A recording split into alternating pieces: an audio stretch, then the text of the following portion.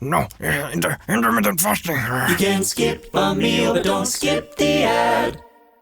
Oh, I miss listening to that intro.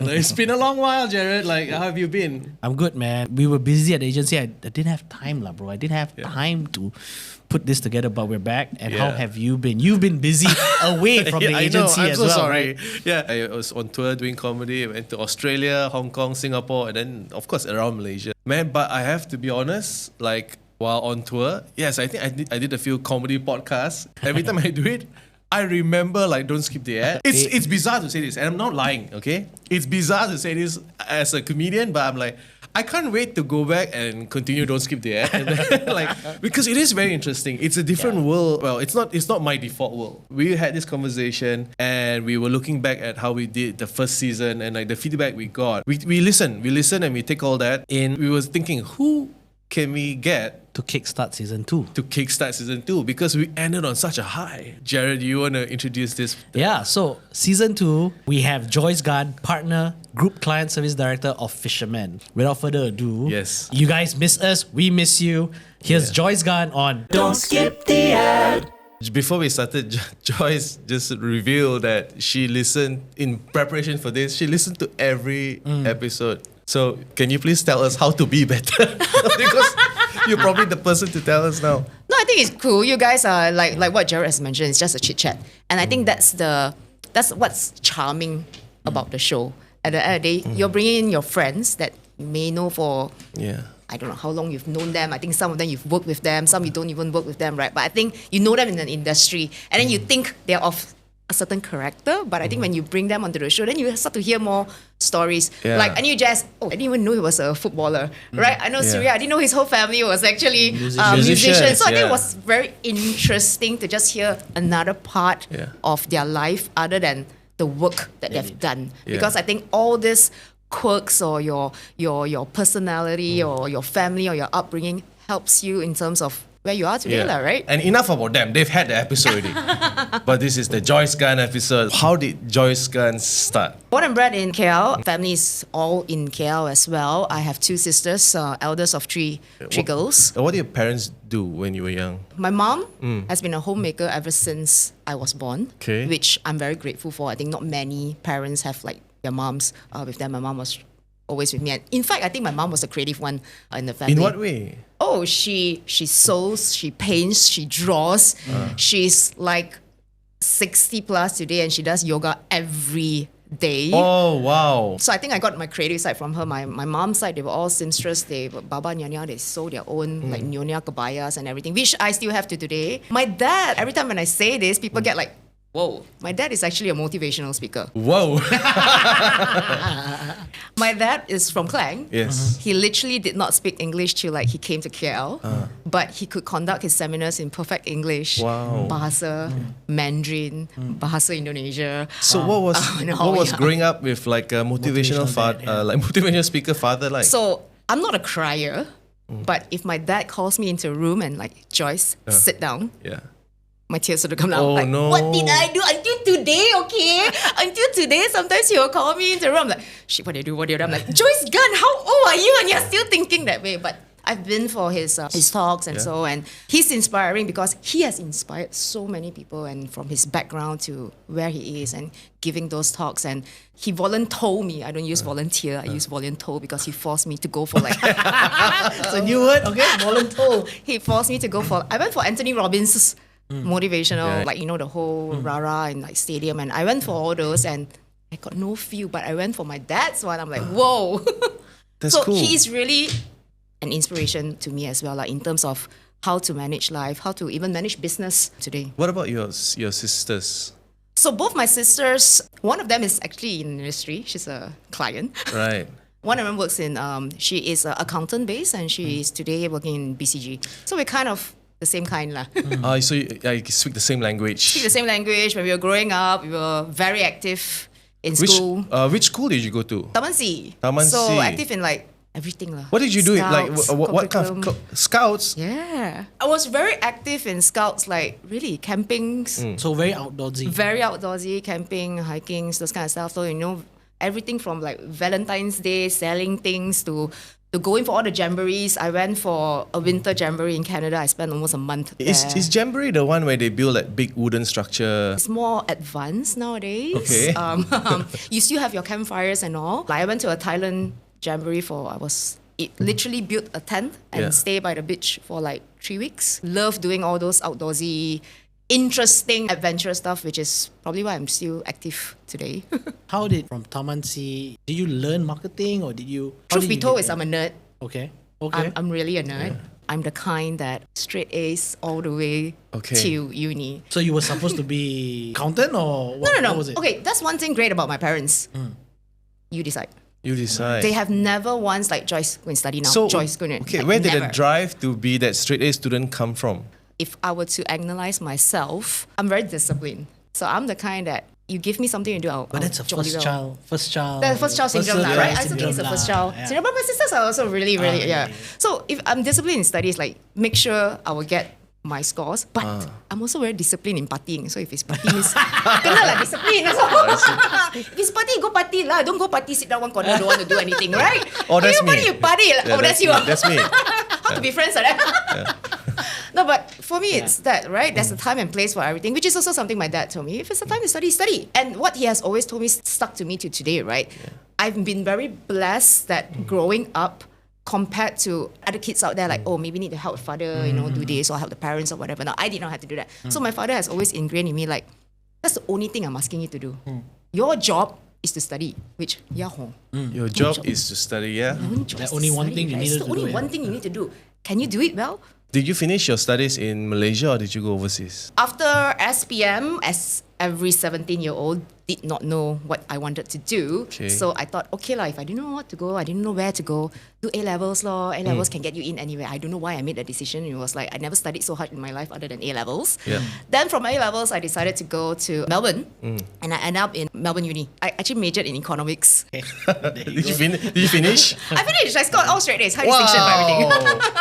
Yeah, I never applied in any of my jobs. But interestingly enough, when I was growing up, I never had must be architect, must be doctor and everything. Yeah. I always wanted to be like, as silly as it sounds, I wanted to be a fashion designer.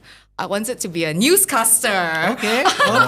Like really like those guys. Yeah. But then after, when looking at studying, the Chinese in me, go for something that got a bit more substance lah. As a passport rather than anything else. So you finished economics, right? And then what was your first job? Was it in the field? So again, coming back to Malaysia, my father volunteered me again. Yes. He Motivated you. like, hey, what are you going to do? I said, don't know, lepak a bit lah, right? Yeah. Like, no, but during that lepak time, he was like, okay, follow me for certain events.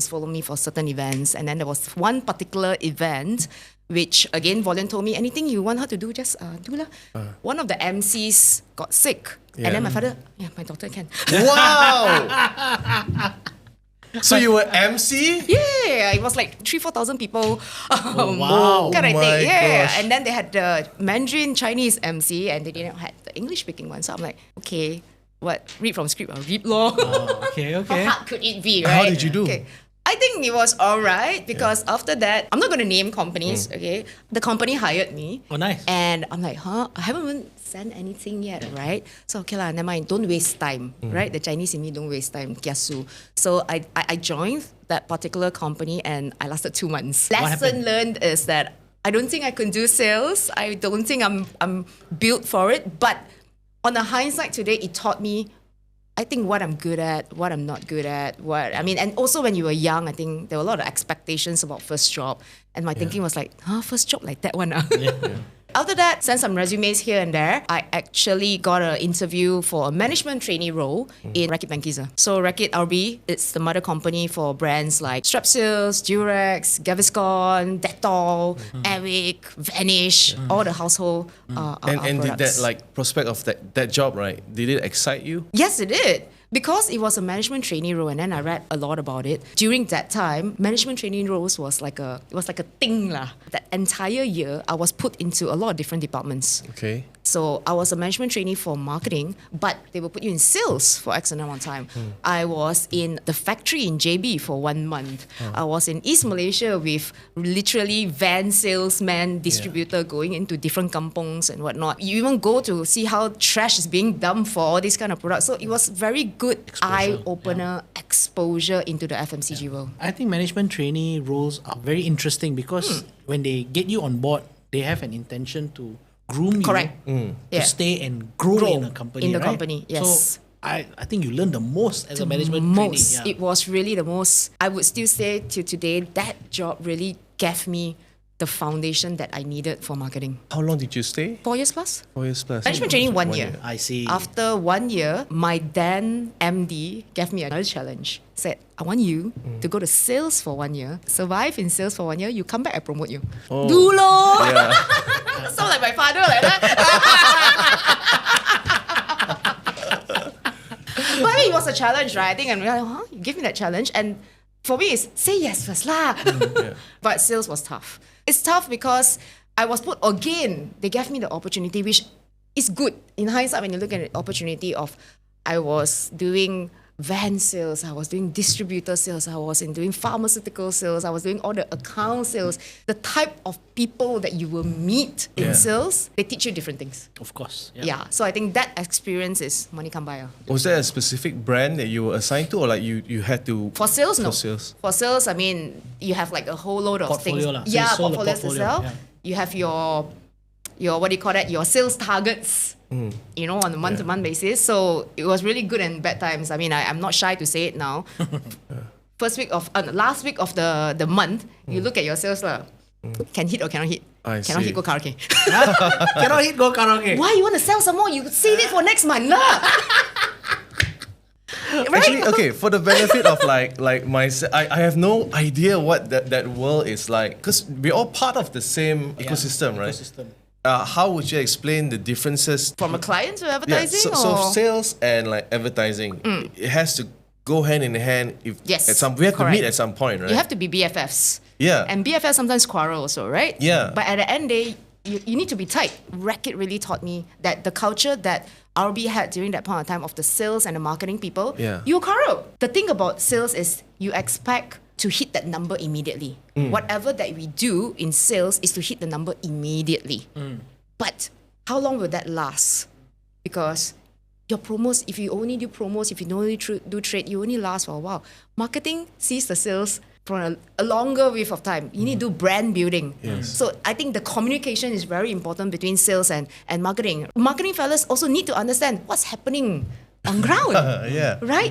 And hanging out with the salespeople are the best, because when you go to different trades, different kind of target audience that are also buying your product, and they will tell you, actually, this is not good, this is this, and you really learn things that your PowerPoint decks does not tell you. Like actual on-ground insights. Correct. Right? And you will never get any more better insights than to hang out with your sales team. And I think that taught me that kind of communication skills with the salespeople, how to get more out of them, how to get more of them. Because also a salespeople perception of marketing, you only sit in office and spend money lah. Right, we are the one getting sales. They don't understand brand building, so it's also your role to explain brand building See to the the team as value well. of brand building. Correct. That helps Correct. sales as well. Correct, right? because brand is what, when you reach the aisle, why do you choose brand A over brand B? You have already a perception. But when you're there at the point of sale, maybe an auntie will say, hey, this one got free plate. Yes. You lose out to a free plate. Yeah, you might lose out to a free plate. It's true, right, for certain products. Did you ever, at any point during your 1 year in sales, think that, you know what, I want to stay in sales? No. No. So what was My objective was really clear. Get this experience. Yeah. Not many people will have this opportunity to do this 1 year with a goal dangling at the end of that 1 year. Means management training 1 year, sales 1 year, I was already an ABM. It was really like what you've mentioned earlier. They wanted to groom you to be of a certain path, and all I had to do was stick it out, right? Yeah. So from that's a there, great opportunity for anyone put in that place or looking for a job, right? Yeah, because you really get a very holistic view of. Correct. It's like I guess like doctors doing housemanship. You know, you have to go to different. At exactly that point for me as well. I know I will not be in sales. and I want to be in the marketing side of the world, right? And after being Well, hold on. How did you know that you wanted to be in marketing when you went into the management training program? I had an affinity for all things like, a bit more. Ching ching. Yeah, like okay. pretty, So like, your, it looks I guess pretty, it looks your nice. fashion like this. design Yeah, intention, I think your so. I think newscaster. so. Yeah, I think I was like, okay, as a job, maybe like marketing was what intrigued me the most versus the rest. So it's management trainee landed on my back. I knew I wanted a marketing role, and I also knew like sales wasn't kind of my thing, but I was interested or curious. And at that point in time, I was also thinking, hey, this is going to help me next time. Yeah. And if you are a marketer for, let's say, 4 or 5 years in a row, it's going to be very difficult for you to do 1 year in sales after that. Get this over and done with. Why is it difficult? What do you mean by difficult? After being in the office role for 4 to 5 years and changing that to go into sales every day, my life when I was in sales is I was literally going from, have you all heard of the store? STORE store is a chain. Yeah. I had to go from one store to another store meeting buyers.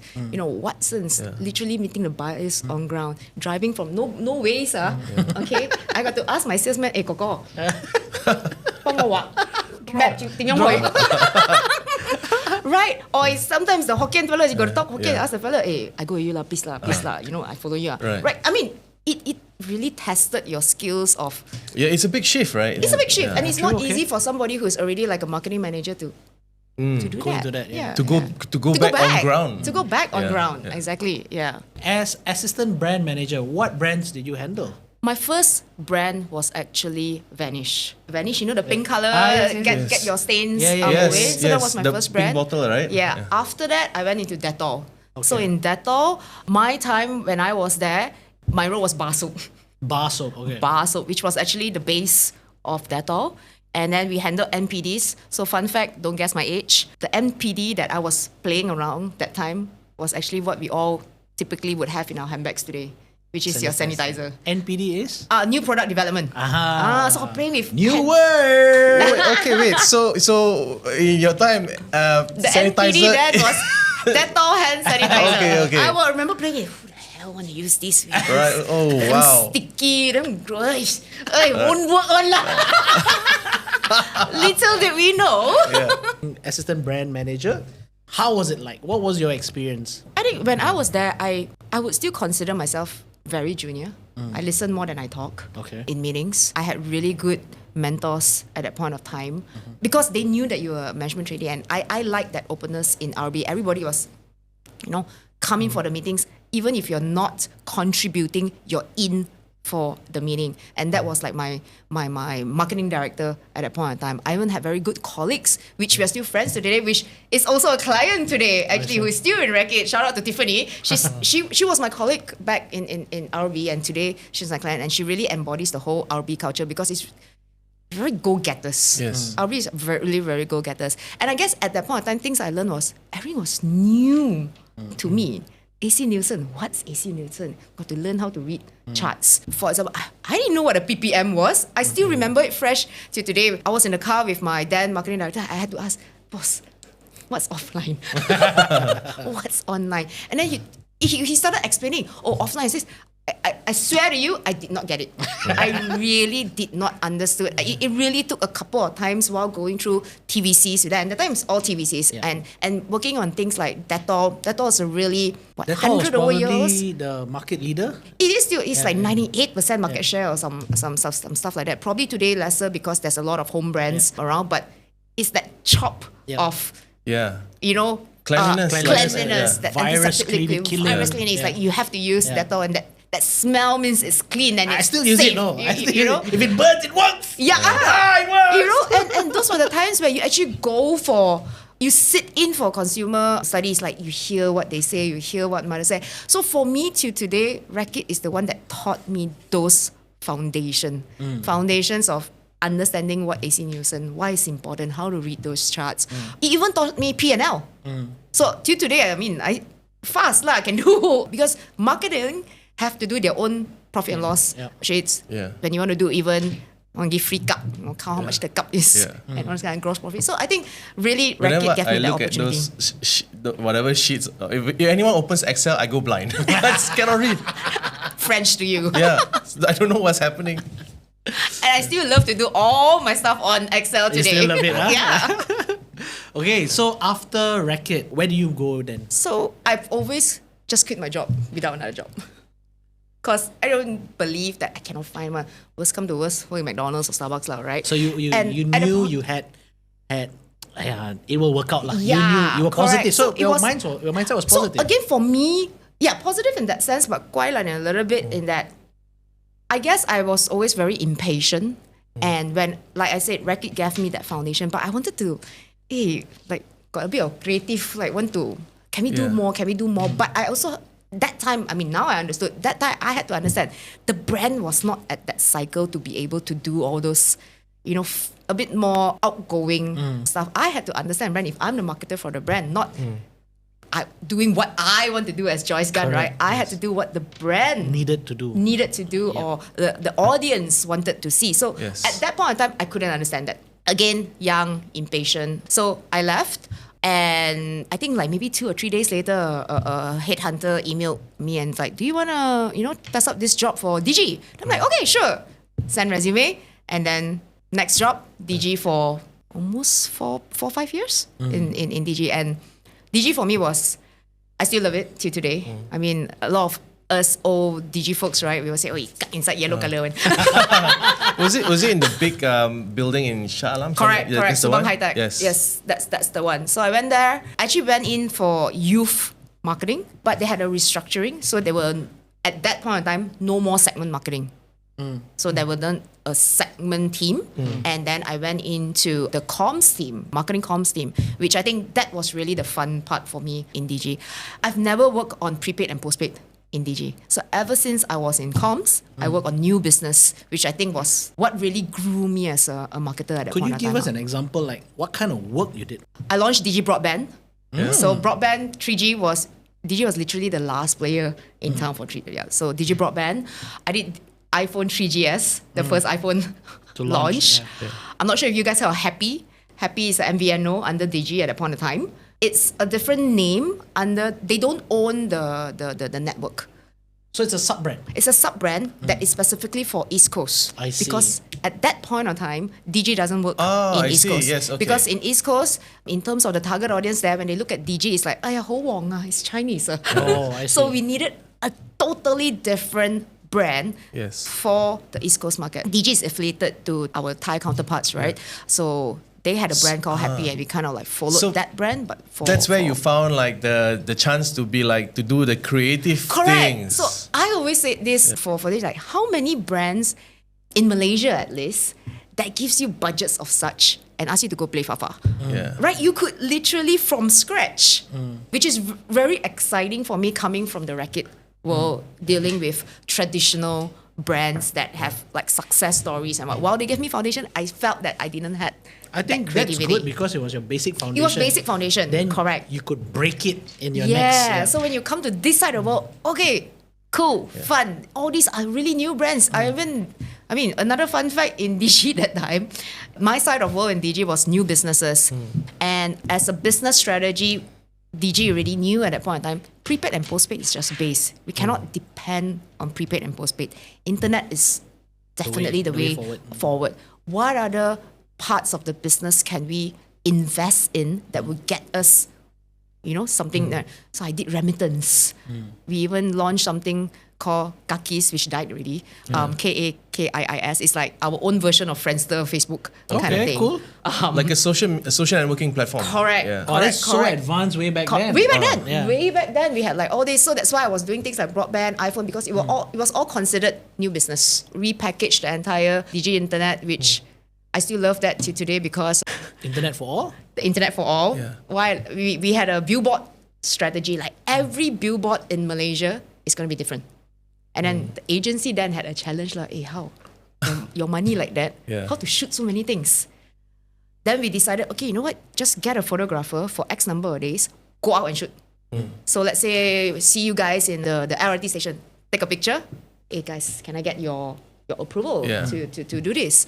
We even had internal talents because we did so many things in DJ last time, like non-stop campaigns after campaigns after campaigns, right? We even had internal talents. We had a internal thing come in and take a picture within the office and we use you all as our talent, talents. yeah. my farewell gift Yeah. from DG is, I didn't tell my bosses then, but my face was on Federal Highway. And it was with Didi. So Didi was our, I think CD during that time in Naga. So we were working in Naga, and this was me and Didi's face on Federal Highway. I get a call, Joyce Gan, is that you on Federal Highway? I'm very envious as a performer also because like your first on stage, I know we're talking about, it's an advertising podcast, but I'm a comedian, right? First gig is emceeing in front of 3,000, 4,000 people. Bro, I think she got more stage time Yeah, than you. and then gets on a billboard. Like, what am I? No, the billboard is obviously, I was being like, I had to choose what picture go where and to which people. Yeah. You know what? I'm just going to be an ass about this. You choose your own. Yeah. And then didn't tell them like, oh, Alvin passed by, and I was like, is that you? This is going to be an accident prone place. I love this so much because like at the end of it, it's such a good insight into the other side of the world, right? And it is a reminder. Yes, clients do have fun as well. It is. It really is a reminder that like we are all in the creative industry. Correct. You know, like because the very easy assumption to make is like creatives are creatives and the suits are Suits, suits. clients are Correct. Clients you are know? clients. Yeah. I think people fail to understand that we're all on the same boat lah. How do you carry this, like what you learn, and like pass this along to the people in the company? I think for me, what I've learned from client to advertising is that I still think that communication is key, right? Communication as a client, you need to articulate very well to your agency. You might not be able to write it out as well. I can't write. I'm going to be honest. I think my English is horrible and I can't articulate it as well on a piece of paper. Then I try, right? Over the You years, can't I be try. worse than Jarrod. I heard he can't spell. He cannot. Can't speak also sometimes. I think communication, articulation of what your intention and one is. I think a lot of times a client tend to like, okay, this is the brief. And then we always insist, I guess agencies always insist, can we have a chat about the brief? Because you might write this, but actually what you meant is not this. Yes. Right? And as a suit, I think it is also, that's why the connection with the client is very important, because the client could be saying this, but actually she meant this, and you need to probe and ask that. So communication, I think, is really, really key. Explaining to your agency the background, the this, and where you're trying What to you're get. trying to yeah, get what at, you're yeah. trying to get at. What at the end of the day, what you're trying to achieve, you know? And don't try to be a smart ass about it, you know. Oh, I want awareness. Do you everything so awareness? Yeah. You know, advertising do what? I don't want to get awareness. It's but like, like at the end of the day, like clarity is what you're after, right? And like sometimes it's the big jargony words that Correct. throws you off. Like, It really throws, I mean, you tell me about, I want to get 23%, 0.555 sales. Yes, I know that's your business objective. Yeah. At the end of the day, everything we do is for that goal. But this campaign, this, can you tell us the picture? And don't gatekeep your stuff lah, you know, right? We're in the same boat, steering, like don't gatekeep. I mean, so I think that's very important. And number two for me is also, if you hired this person as an agency, right, you need to be able to trust them. I think today I feel a lot of agencies are really like, I don't want to share with you information. I need to give you this. I need to give you this. Yeah. God, why? Like why? You know, trust. Where's the trust? How with was that? it? How was it as a client back then? How was your relationships with agencies? Was there? I think for me, I would say in DG, I would have a better because they were all like 100% in. We see each other every day. I think, you know, after work, go for drinks, it really helps. But I think this trust for me really became more apparent when I'm on this side of the world. Because when on this side of the world, then you start to think, oh, right, last time I saw, why you don't want to do all this? Why don't want to say this side all meaning that? like agency side. Agency side, we bitch about each other too much. The client, agency world need to be best friends to a certain extent lah. I think the greatest work out there is when the agency, the client, or with the production house, the partnership is just undeniable. Like you can just bounce stuff off. You also must have a bit of guts as a suit also, right? Like have that relationship with the client. Pick up the phone, don't freaking WhatsApp lah. Pick up the phone. I still feel picking up the phone. You might not pick up straight away. Text the person first. Hey, can we have a chat about this? Because I don't believe any client who is in the same level-minded that want to do good work will say, I don't want to talk to you. Yeah, Yeah. The trust is so important in like creating something also, Yeah. because like you gotta be able to trust that like I might say I might give stupid ideas, but this is the process. Correct. Yep. I think another point that from client side to as a suit, you have to plan lah. If you don't have a plan, you plan to fail. If you have to plan, you're planning to fail. Both sides. As a suit, planning is really important in terms of like timings, this. As a client also, it's very important because otherwise, every time brief go to agency, cannot be your timeline is yesterday lah. Sometimes I also tell my team, empathize the client side because advertising is only one part of their role. Of their daily tasks. Yeah. Correct. Advertising is our entire job, Yeah. but advertising to the client is this part. They can spend 2 hours a day maybe. or less. Yeah. Because she needs to count how much the plate costs. correct. Yeah. Literally, if you're coming from an FMCG world, which you probably have one brand manager, one marketing manager, something like that. Got to go factory, you got to do costing. There's a lot of, I used to call them AC nonsense. I almost said AC nonsense. No, really one, because they go to freaking this shampoo company say you're number one. They go to another shampoo company say you're number one. They go to another. Right. Then only I realize, at the end of the day, it's how you say it only ma. Everybody can be number one. You are what? number one to someone. Right? You are number one. Correct. It's how you slice and dice numbers and data. At the end, they make the data work for you, not the other way around. So, but anyway, back to this. There are so many roles to play. So I always tell, so can you make it easier for the client? You know, you are haunting them, but make it easy for them on what they need to come back with. That's why they get annoyed because they got 3,000 things to do, and advertising is just this portion of their job. What to you is like the how do you spot or how do you support that creativity in suit? Is it encouraged? The word creative, right, is not just for a Creative, yeah. It's not just drawing something out or the copywriting. Yeah. I think creative is in anybody who is in an agency have to have some form of creativity. Which what I tell my team also, you write brief also can be creative ma. No need to say pan, just pam. But you can be great. Like, you're a funny person. Why is it?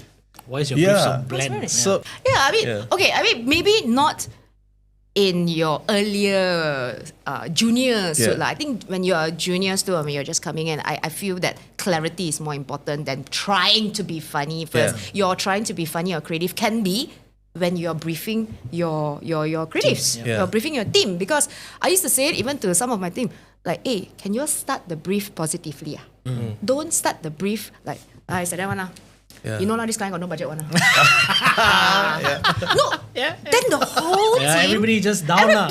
Correct. So you know there might be someone many people in the men's com right now who don't know that they are destined or they can be a great suit. Yeah. Right? What are the things, the signs to look out for? Okay, if it's an interview, right? Maybe I'll look at it in an interview first. Today, I think it's about the vibe, right? You need to be a little bit likable. A little bit like A little bit likable. It's true because suits are this persona is the one talking to creatives, is the one talking to production house, is the one talking to all the third-party vendors, is the one talking to a client. If you are not an approachable person that can make that kind of, how are you going to be pulling all these people together? Because you are literally, I mean, what I try to motivate my team is, you're literally center of universe. You're literally the center of I agree. universe. I agree. Okay? Everybody will come to the suit for all their problems. Yeah. All their problems. When we win, that time nobody come to the suit. It's true, I love you, suits. Who goes out there and say, suit, thank you very much. Thank you for pushing the idea to the client. Thank you for making sure I did this on time. Thank you for whooping my ass when I say I'll do round 3. True. Very true. No, but We take for really, granted how much worse the suit could have delivered brief to us, you know? Yeah. I mean, really, I always tell them, don't sell yourself short lah. You guys are really the center of universe. It's just that just because you're not on forefront of creative or you're not the client, but you are literally the center of universe. You have to master this jigsaw puzzle. So first things first, if I'm doing an interview, for me is, let's have that vibe first. Okay, that vibe, being able to approachable, talk to each other. I think that's my, in a way, spidey senses first. And then secondly, before hire a while, I have to ask myself, can I trust this person? I think it's important for me to be able to trust the team because you can't do everything. You can never do everything yourself. Yeah. You can guide, you can delegate, you can motivate, but you can't do everything. But can you trust this person? So what I also always tell my team is, everybody here, adults, until you prove me otherwise. I won't treat you like it. No way. Right? So those two are more like spidey senses, kind of gut feel kind of thing. But I think what's really important for a suit is, I think I had this conversation a while back. For me, it's clarity. Because you need to be able to articulate yourself. I mean, articulate yourself well to what the creatives need to do. Because freaking hell, don't waste their time lah. All these are hours or so, no waste. Need to be also courageous. Because again, you are not second-class citizen. When you talk to the clients or when you are creative, you're not second-class citizen, right? Like, question why lah? I mean, it doesn't mean everything is correct. Or if you don't understand, just ask lah. Be a bit courageous about that. And again, 3, I spoke this a lot also, communication. Being able to have that communication with the team, and I think last but not least is convincing. Convince not only your external party but your internal party also, because a lot of times the suit are the ones dealing with people. Yes, I like what you said earlier, where I think this was before we recorded, but you explained it so beautifully for me. It's like we are all a jigsaw puzzle, right? The suit is the middle piece, because without it, nothing connects. You literally are putting all these pieces together, and I've always said it in every interview with a suit. I think if that's how, I guess, for people who are looking to be in the industry, whether you are in uni or whether you have been working somewhere else, right? Your purpose, your suit purpose is actually, you are that magnet, that center. Correct. Of You are the everything center of everything for all these different parties. So don't sell yourself short, really. And a lot of people are like, oh, suit, postman lah. Come on, guys. No, right? At the end of the day, if you think you're postman, then you're postman lah. How are you value adding to this? So don't worry, just ask the question. Stupid lah. What's the big problem? At least you ask, right? You don't know, you have to ask, right? The worst is if you don't know and you don't ask. And then if you don't understand the idea, either the idea is not great enough or you did a bad job in explaining the idea. So there's nothing wrong with asking about it. How much do you prioritize like suits learning about, like say campaigns beyond what they're managing, like to go and see what's out there? For a creative, like our homework is to like constantly study what other campaigns go out globally, right? How I'm just wondering, like how do you prioritize this? Is this something that you find is important? I mean, if you're going to compare a creative versus a suit, I mean, hands down, obviously the creative would, the assets of all these things that you all will know is way more than a suit. I think it's the nature of the job as well. So for me, what we try to do with my suits as a way of, in a way, forcing them to look into all these things is every week we have a 1-hour session by 2 fellas will have to present, give me 2 case studies of what do you think, what have you seen, whether it's recent or non-recent or whatever it is, showcase that video or activation or whatever it is that you've seen lah. And then explain this idea, tell me what you think the insight is, tell me what you think the brief is, tell me what you think, and find out about results. And then share it with the entire brand and social team. Or when it comes to briefs, is that, hey, go and find, you wrote this brief already. This is kind of what you think the proposition. I mean, in Fisherman, we don't have a big strat department. We have strat consultants, but most of the time, a lot of this work, the suits have to be the one doing it. Right, and I think everyone is a strategist. Correct. Correct. I'm not saying strategists are not important. They are important. No, they are important, obviously. But I think this just forces people to think. We're not just one dimension. Yes. I think in this industry, it's very important that a creative needs to know a bit of account management. I'm not saying do P&L and count the plate, but you need to know a little bit of it. You need to do a bit of account management. You need to know a little bit of strategies. You need to know how to be creative. You need to know. You just can't come to work and draw or come to work and write. You're in advertising. You're not in. No, I mean, at the end of the day, we are all of us combined. We are solving a problem creatively. Correct. We are all solving a problem creatively. They have a problem, that's why they came to us. We are problem solvers. We just use creative to solve that problem, right? So we each have a point of view. We have to have a point of view. And like, that's a good segue to like solving problems, because there are many unskippable ads that have come out from your team at Fisherman. Like, we should talk about them. Like, how did that come to be? Like, I think one of the ones that you were very excited to talk about was the Actually, before we go to that, maybe after DG, how did you get into Fisherman? How did Fisherman start? Oh, actually, after DG, I actually went to Carlsberg first. I went to Carlsberg for a year, and that really decided that, okay, I'm done with corporate life. I actually decided that day one I went into Carlsberg, I'm like, okay, I think really this is not for me. So I just set out, I gave myself 1 year in Carlsberg, launched that 2 things that I was told to launch, and then I left again. 3 of my partners, Mark is actually a colleague of mine when I was in DG.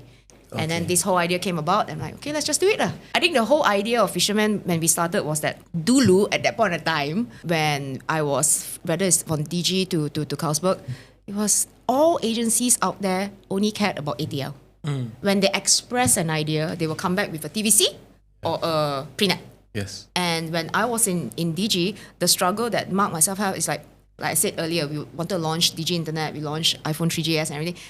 And Facebook was actually brewing at that point of time. So we were the ones like, hey, let's find Facebook, what can we do? There were a lot of things that we actually tried in DG as well. And we're like, hey, there's no agencies thinking of from a social perspective first, expressing it on social, using Facebook, using the internet. And we thought, okay, we try lah. I mean, that was the space, or that was the problem we encountered when we were in DG. Can we come out with that? And we're like, what's there to lose at that point in time? Not married, no anak, nothing. Buy laptop, buy lor. What year was this? This was 12 years plus ago. Okay. So Fisherman is 12 years old this year. So 12 years plus ago, we did that. We had no office, nothing. It was literally few of us. Hey, today go Coffee Bean or Starbucks. Okay. But we were very blessed. At that point in time, we worked very closely with Ko, who's from MediaClick. They did a lot of work with Nestle and all. So we joined forces, and then that's where it started. We started got busy. We started a lot of Facebook pages in Nestle itself with all the different brands. That time when you wanted to do a campaign on Facebook, you literally had to build an app that cost you 150,000. Time. Wow. I am big fans of Fisherman and their work, and when they first came out, I remember like, really social first, very you spoke to the people, you got to the people the right medium. What was your first campaign that kind of set you guys up? I think our famous campaign that kind of got us noticed in the industry was for BSN. It was called Kuching Happy. Yeah. So that was really something that it was their 40 years in the business. Yes. And then the brief came to us. We were already doing their social at that point in time. Social for us, for a lot of brands was, no harm. Really, at that point in time, social was no harm. The big boys weren't looking into it. And for the brands, from a business perspective, only X amount can try. It's not going to make or break my other campaigns. So that was our leg in for a lot of all these brands. So leg in for BSN was that. And then we found out that they also had this brief, which is 40th year anniversary. Yeah. And then they told us about a lot of the first things that they did as a bank. We were the first bank to have ATM. We were the first bank to have this. Then we told them, but you're celebrating birthday, or you celebrate birthday, you go celebrate birthday, you go tell people how great you are, man. No, right? So we thought, hey, can we do something fun? That's when Kuching Happy came about. If you look at, for us, I think what Fisherman likes to do is really to dig into, hey, what are people conversing at the point of time? What is happening on Facebook at the point of time? And still to today, at the point of time was a lot of unhappiness. And every time you open, it's just people bitching, whether bitching about football, bitching about politics, or bitching about that. Yeah. So we thought, birthday is a fun thing. Can we try something different? And we invented the CAT, which is the Chief Happiness Officer for BSN. And then from there, I think it was also kind of the first where we had a call to action video. And then every week, there will be a video for 6 weeks down for six consecutive weeks. The content grew with people's interests. Right. No, actually, we already planned that. Yeah. We planned that we wanted to get these comments, and we will fulfill the comments. And also, I think at that point of time, this is 10 years ago, it was kind of unheard of. Get these actual comments and shoot a video and live it in less than 7 days. Yeah, we're going to do it.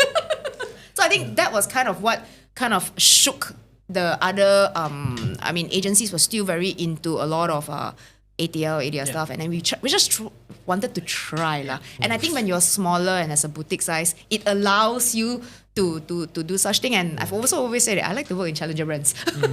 What did that do for like the ethos of Fisherman? Like, did you like we are on the right path and this is what we want to do, or did it change much in the company? I think we are still that kind of, we want to make sure that whatever we do always have some form of reaction, a reaction from the internet, the reaction from audience. Like, can we, kacau a bit? Yes. Like, I think that's just our DNA, our personality. And if you look throughout our work, most of the things that we have won for are for effectiveness. So pretty much, because I think that's just how we want to solve a problem, yet entertain a bit lah. Like the Bersatu For Makan, right? Yep. Oh, that one triggered Malaysia because like we were left out, right? So how did that? So again, that came from that insight of that point of time. And the fun fact of this Bersatu For Makan was, it was actually pitched. It was actually an actual client brief. Okay, it was an actual client brief from Grab for GrabFood, and this was one of the directions, and we truly wanted to push this direction. But at that point of time, a lot of food on GrabFood were not your mom and pop shop. They have not gone into all this mom and pop shop, so they felt that it was not ready. But we were so passionate about that idea. The entire team we just really went out to look for somebody to who would be a good client that can hold this idea, and we stumbled upon BFM, which I think really worked to our advantage as well for that campaign. Just to set the stage here a bit. So what happened was Netflix had this series, right?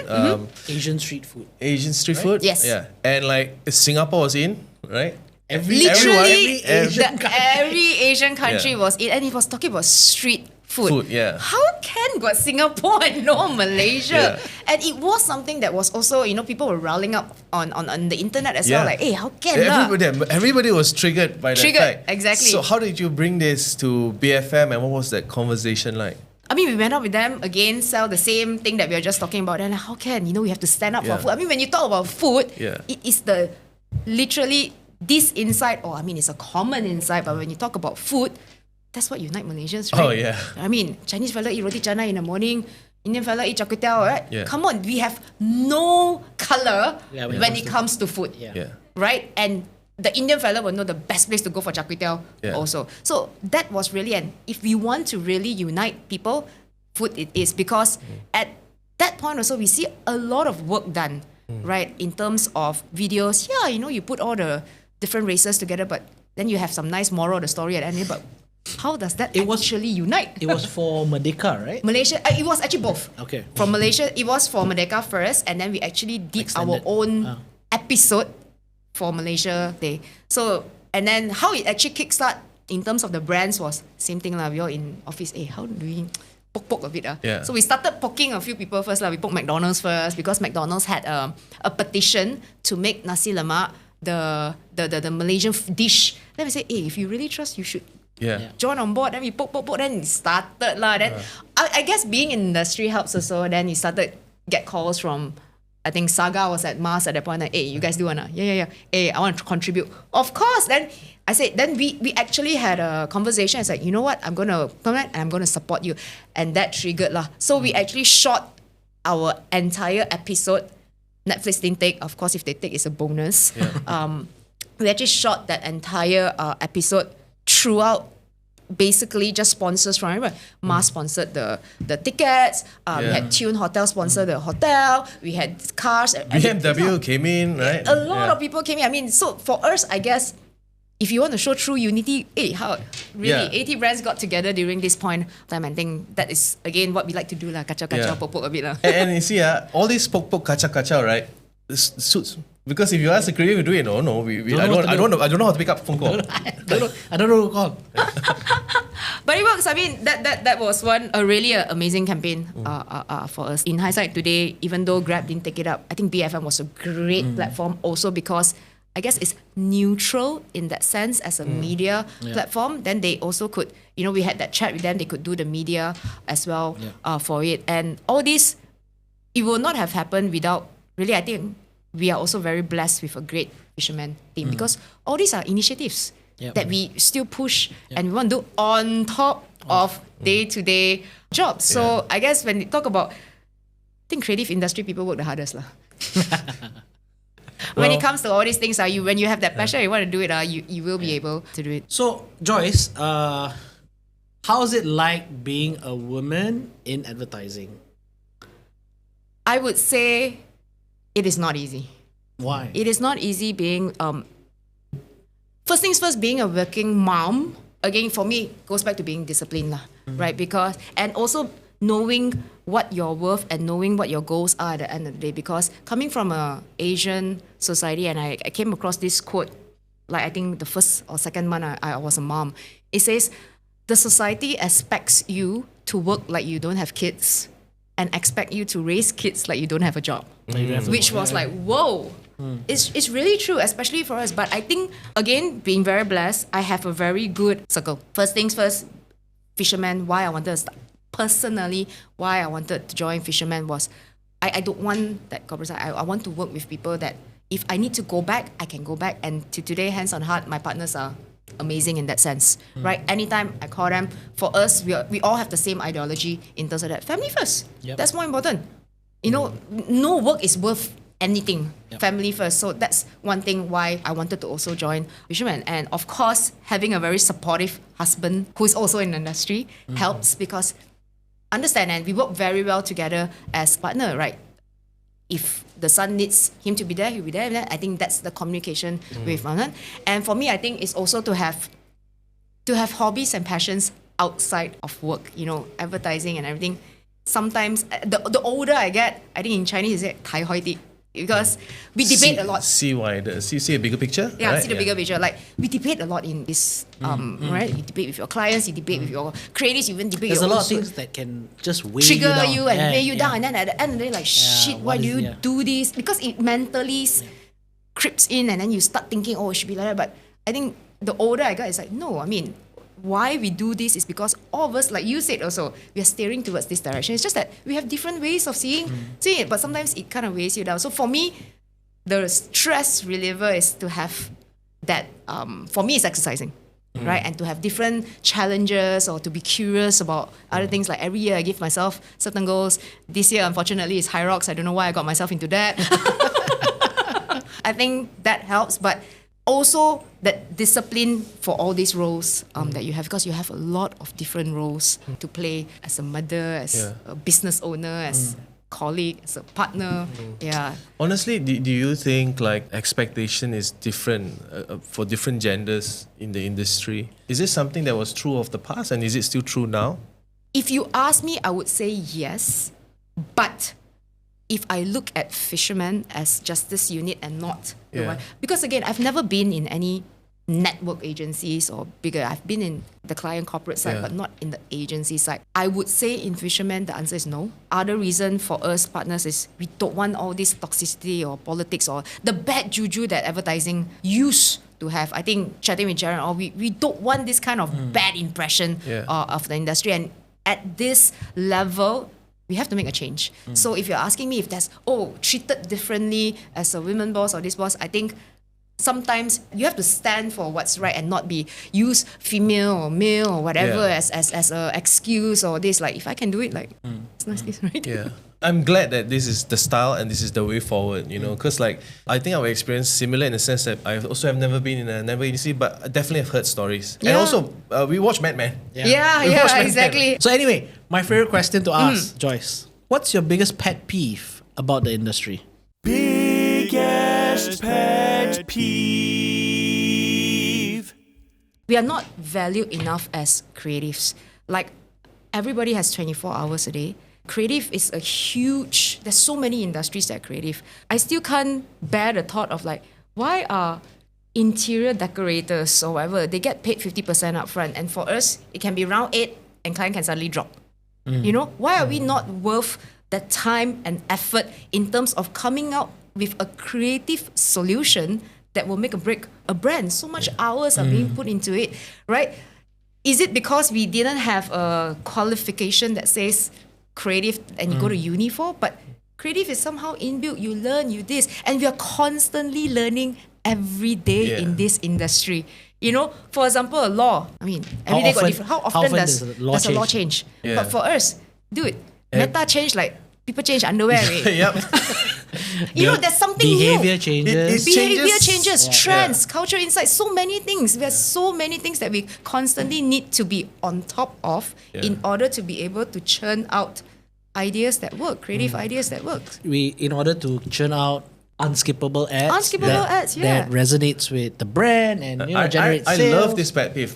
So it's also true. So you said from the marketing side, right? For you tell the agency like, oh, let's make it easy for the client because it's just a small part of their day, right? But the client also has to realize that this small part of your day is our whole 100% job, you know? Exactly that point. Yeah. Yes, correct. It's our job. We are like literally thinking so much for this part. Yeah. That's a great pet peeve. A more fun question, and this is, I guess, my question, right? Which is, Who would you like to have dinner with? Is it Jesus, Gandhi, who? So I know you always ask this question, Yes. right? So I literally like, shit. You I should have have to told think. me. I think hard. I No, I forgot. thought so hard. So I'm like, okay, shit. At the end of the day, I just said just now, like, oh, female, but if it's a girl with me, I would love to go out with a comedian. Not to ampu you, but it's well, depends which comedian. Matt Reeves. He's so hot.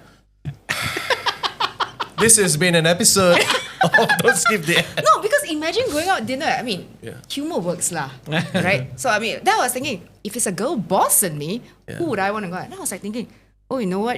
Maybe it's my father's influence. I always watch on TikTok, right? I'm quite lame, so I watch things like Simon Sinek, and I think he is absolutely brilliant. Oh, is he the guy with the transparent glasses? That one? Yeah. Brilliant. Oh, yes. He speaks so well. Brilliant. Like, it's just like every episode, even though it's like 15 seconds or 20 seconds, like, whoa, like just the things that he say. And in my opinion, it's not scientific or whatever, but it's just human. Yep. It's human nature. And one thing that he said that really, really stuck to me is the imposter syndrome. It's valid, and I spoke to many other females, like, it's the imposter syndrome.